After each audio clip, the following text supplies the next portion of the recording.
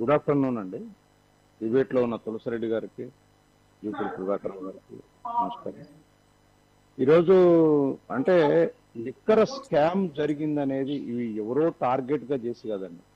ఆంధ్రప్రదేశ్ ఆర్థిక వ్యవస్థ చిన్న భిన్నమైంది. కొంత కారణం కూడా ఇది. అంటే అసలే లోట్పాట్లో ఉన్న రాష్ట్రానికి వచ్చిన ఆదాయ వనరులు ప్రజలకు కాకుండా సొంతాలకు పోయినాయి అనే ఒక అభియోగం మీద లావు శ్రీకృష్ణదేవరాయ ఇచ్చిందే కాదు, గతంలో పూరంధేశ్వరి గారు భారతీయ జనతా పార్టీ అధ్యక్షురాలుగా ఉండి ఒక షాపులో రెడ్ హ్యాండ్ గా పట్టుకున్నారు, బిల్స్ లేకుండా మద్యం విక్రయం చేయటం అనేది.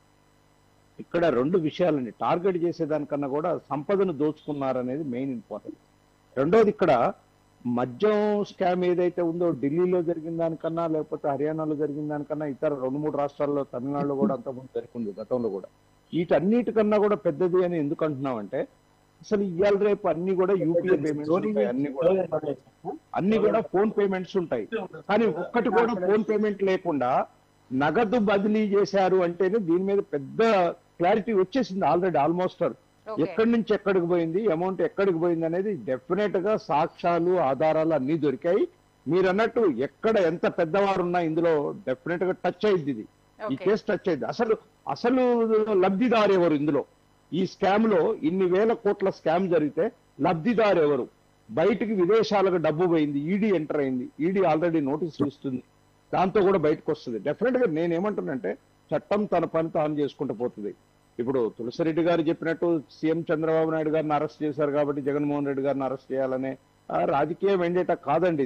ఇది పూర్తిగా డబ్బుకు సంబంధించింది. వేల కోట్ల రూపాయలు అన్యాక్రాంతమైందని చెప్పి ఒక వచ్చినప్పుడు దాని మీద పర్ఫెక్ట్ గా న్యాయ విచారణ జరుగుతా ఉంది, అందులో డౌటే లేదు. ఇవాళ 325 కోట్లు చంద్రబాబు నాయుడు గారు ఎవరికో లబ్ధి చేశారని చెప్పి ఆ రోజు కేసు పెట్టారు.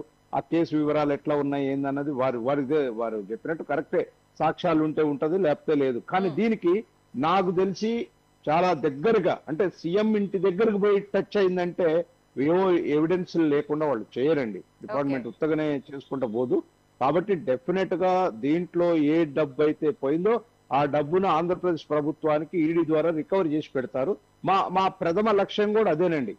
మేము ఎన్డీఏ గవర్నమెంట్ గా ఇక్కడ కేంద్రంలో ఎట్లయితే మా వాళ్ళు పోయి అప్పీల్ చేశారో, పార్లమెంట్ లో ఫ్లోర్ ఆఫ్ ది హౌస్ ఎట్లయితే చెప్పారో, ఇక్కడ దాని ప్రకారమే సిట్ వేసి ఖచ్చితంగా నిజ నిర్ధారణ చేస్తున్నారు.